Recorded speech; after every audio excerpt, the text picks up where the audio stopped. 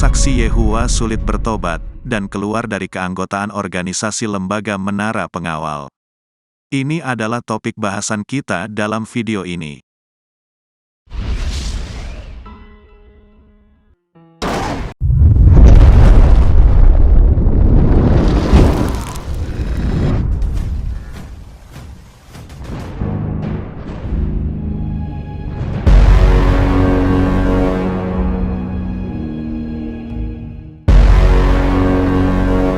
Tidak ada satupun orang yang mau dibohongi dan ditipu oleh orang lain.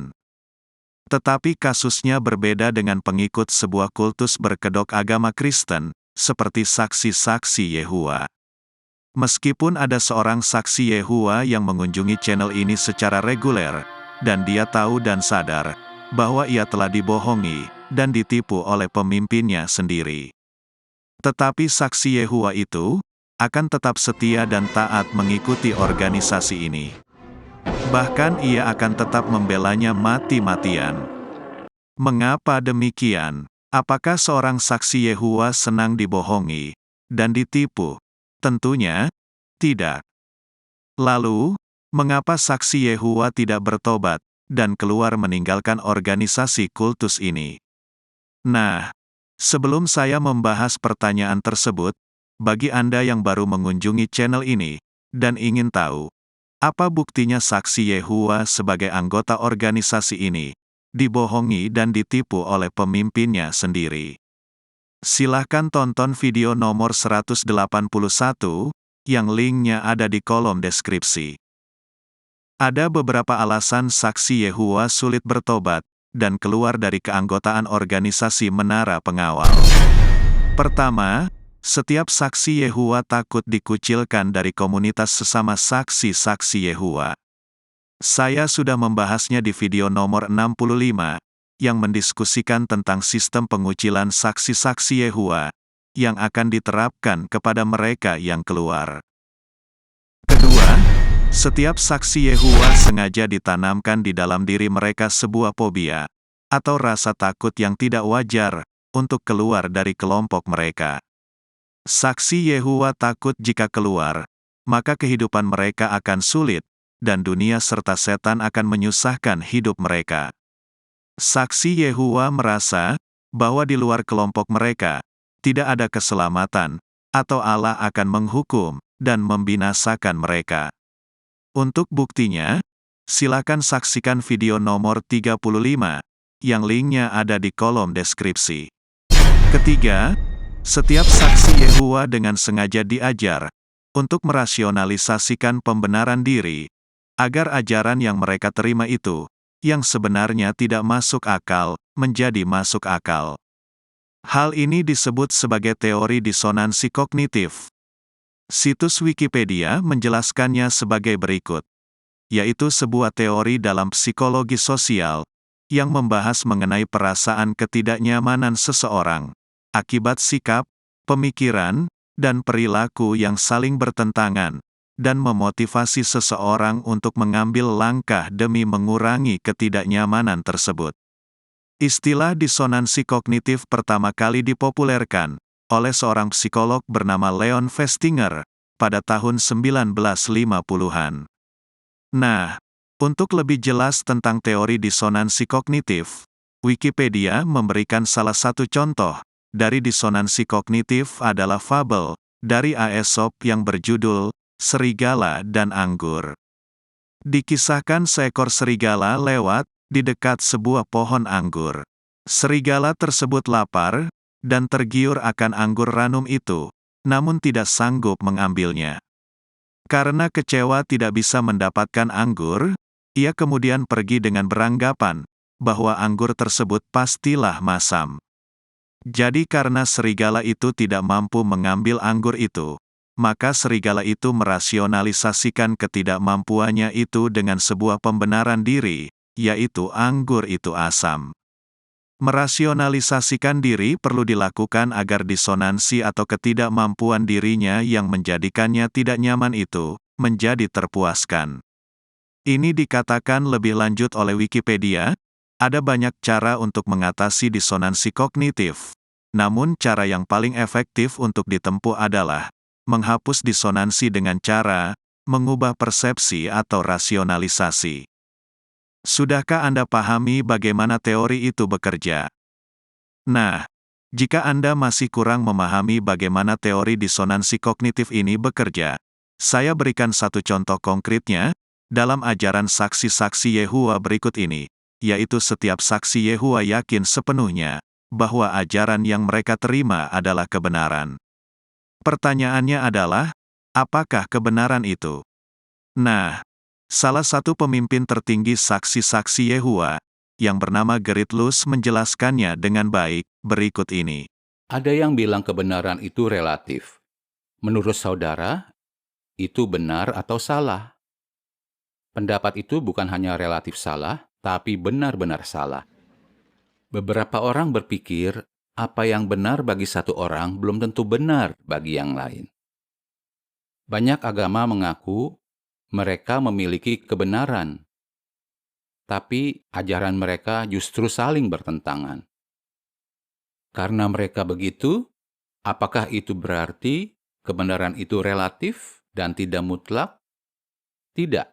Kebenaran itu tidak relatif, tapi mutlak. Orang yang bilang kebenaran itu relatif bukan hanya relatif salah, tapi benar-benar salah. Nah, apa yang disampaikan oleh Gerrit Luz itu mengandung kebenaran, dan tidak ada seorang pun yang berpikiran sehat mampu membantahnya, karena memang sesuatu yang disebut sebagai kebenaran, pasti bernilai mutlak. Ada sebuah pepatah yang mengatakan, sebuah kebenaran tetap adalah sebuah kebenaran, meskipun tidak ada orang yang mempercayainya. Dan sebuah dusta adalah tetap sebuah dusta, meskipun semua orang mempercayainya. Nah, jadi premis pertama yang diyakini saksi-saksi Yehova adalah, semua ajaran yang mereka terima adalah kebenaran berdasarkan Alkitab. Dan kita tahu, bahwa yang namanya kebenaran adalah mutlak. Nah, premis keduanya adalah, setelah saksi Yehova mengunjungi channel ini, dan menonton video nomor 196, yang membahas tentang ajaran kehadiran Yesus, yang diyakini kebenarannya terjadi tahun 1914, tetapi berdasarkan publikasi terbitan Menara Pengawal, yang memuat pengajaran kehadiran Yesus itu, dulunya diajarkan pada tahun 1874, maka saksi Yehova menjadi sadar, bahwa ajaran yang mereka terima selama ini, yang diyakini sebagai kebenaran, bukanlah kebenaran karena pernah telah terjadi perubahan tahun. Nah, kesimpulannya adalah, apa yang sekarang dialami oleh saksi Yehova disebut sebagai disonansi kognitif, yaitu saksi Yehova merasa tidak nyaman saat mengetahui bahwa apa yang diyakininya sebagai kebenaran itu ternyata bertentangan dengan apa yang diyakini pada mulanya. Tentunya, para pemimpin saksi Yehova tahu akan hal ini, yaitu setiap saksi Yehova yang menjadi anggotanya, yang mengetahui adanya banyak perubahan ajaran itu, bisa menyadari bahwa perubahan adalah hal yang tidak wajar, dan tidak masuk akal sehat. Oleh karena itu, setiap saksi Yehova perlu diberi suatu rasionalisasi pembenaran diri, atau alasan yang masuk akal, mengapa mereka memiliki perubahan ajaran. Tentunya, rasionalisasi pembenaran diri dibuat sedemikian rupa seolah-olah adanya suatu perubahan ajaran itu adalah hal yang wajar dan berdasarkan Alkitab. Nah, berikut adalah rasionalisasi pembenaran diri saksi-saksi Yehova. Kenapa saksi-saksi Yehova mengubah beberapa ajaran mereka? Kami selalu menggunakan Alkitab sebagai satu-satunya dasar kepercayaan kami. Jadi, kami menyesuaikan kepercayaan kami seraya pemahaman Alkitab kami semakin jelas. Catatan kaki mengatakan, kami tidak menutup-nutupi berbagai perubahan atas pemahaman kami tentang Alkitab. Malah, kami mencatat dan memberitahukannya kepada orang-orang melalui bacaan kami. Untuk melihat contohnya, silakan kunjungi perpustakaan online Menara Pengawal kami dan ketik pengertian yang diperjelas pada kotak pencarian. Akhir catatan kaki. Perubahan seperti ini sesuai dengan prinsip Alkitab di Amsal 4 ayat 18. Jalan orang-orang adil benar adalah seperti cahaya terang yang semakin terang hingga rembang tengah hari. Sama seperti cahaya matahari yang perlahan-lahan semakin terang dan memperjelas pemandangan, Allah memberikan pemahaman tentang kebenaran secara perlahan-lahan pada waktu yang Dia tentukan. Sesuai nubuat Alkitab, Allah mempercepat penyesuaian ini selama zaman akhir. Daniel 12 ayat 4. Seharusnya, perubahan-perubahan seperti ini tidak membuat kita heran atau khawatir. Para penyembah Allah zaman dulu juga pernah salah dalam memahami atau mengharapkan sesuatu, dan mereka perlu menyesuaikan pandangan mereka. Musa pernah menawarkan diri sebagai pembebas bangsa Israel. Tapi, Allah baru memberikan tugas itu 40 tahun kemudian, sesuai jadwalnya. Para rasul tidak memahami nubuat tentang kematian dan kebangkitan Mesias. Beberapa orang Kristen abad pertama salah mengira kapan hari Yehua datang. 2 Tesalonika 2 ayat 1 dan 2. Belakangan, Allah mengoreksi kesalahpahaman mereka. Kami berdoa agar Dia terus mengoreksi kami juga. Nah, marilah kita bahas satu persatu rasionalisasi pembenaran diri. Yang baru saja kita baca itu, apakah rasionalisasi itu sah, dan berdasarkan fakta-fakta apa yang Alkitab ajarkan? Yang pertama adalah Amsal 4, ayat 18, yang berbunyi, "Tetapi jalan orang benar itu, seperti cahaya fajar, yang kian bertambah terang, sampai rembang tengah hari." Pemimpin saksi Yehua memanfaatkan kitab Amsal 4, ayat 18 sebagai pembenaran diri, karena merasa dirinya sebagai orang-orang benar di hadapan Allah. Padahal para pemimpin saksi-saksi Yehua adalah nabi-nabi palsu, karena jika Anda melihat rekam jejak sejak berdirinya organisasi ini, para pemimpin saksi-saksi Yehua telah berulang kali bernubuat kapan waktunya kiamat. Mari kita dengar pengakuan dari mulut Gerrit Luce berikut ini. Banyak orang berupaya memperkirakan kapan Yesus akan datang. Perkiraan yang dibuat orang-orang itu membuat banyak orang penasaran dan percaya. Tapi semua perkiraan itu pada akhirnya terbukti keliru. Dan umat Allah juga pernah memperkirakan kedatangan Yesus pada 1874. Dan belakangan mereka bilang pada 1914. Mereka juga awalnya sempat berpikir bahwa Yesus akan datang dalam wujud yang kelihatan. Tapi belakangan mereka tahu sebenarnya dalam wujud yang tidak kelihatan. Mereka juga memperkirakan bahwa kawanan kecil akan mendapatkan upahnya pada pertengahan tahun 1918. Selama tahun 1925, juga terjadi beberapa tantangan yang sangat hebat. Pada tahun itu, saudara-saudari mengharapkan sesuatu yang besar akan terjadi. Buku kecil jutaan orang yang sekarang hidup tidak akan pernah mati mengatakan, kita dapat dengan yakin mengharapkan bahwa tahun 1925 akan menandai saatnya Abraham, Ishak, dan Yakub, dan nabi-nabi yang setia zaman dahulu dibangkitkan untuk menjadi manusia yang sempurna. Bukan hanya kebangkitan orang-orang yang setia yang diharapkan terjadi pada tahun 1925, tapi ada juga yang berharap bahwa orang-orang Kristen terurap akan diangkat ke surga pada tahun itu.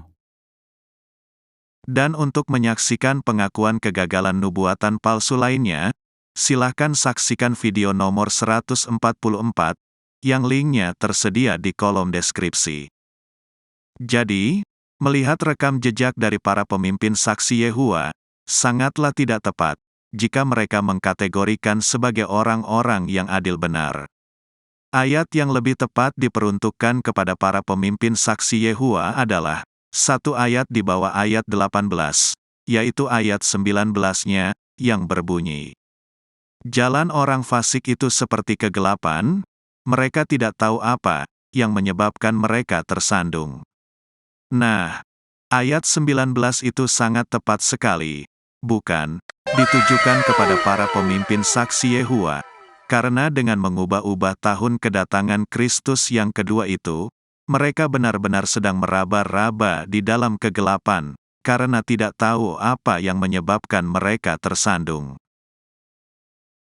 Rasionalisasi yang kedua. Bagaimana dengan 3 buah rasionalisasi pembenaran diri lainnya, yang dijadikan bukti oleh saksi Yehova, bahwa Alkitab mengajarkan adanya suatu perubahan dalam pengajaran, yaitu tentang Musa, para rasul yang tidak memahami nubuatan kematian, dan kebangkitan Kristus, serta para orang Kristen mula-mula yang salah mengira, kapan hari Yehova datang.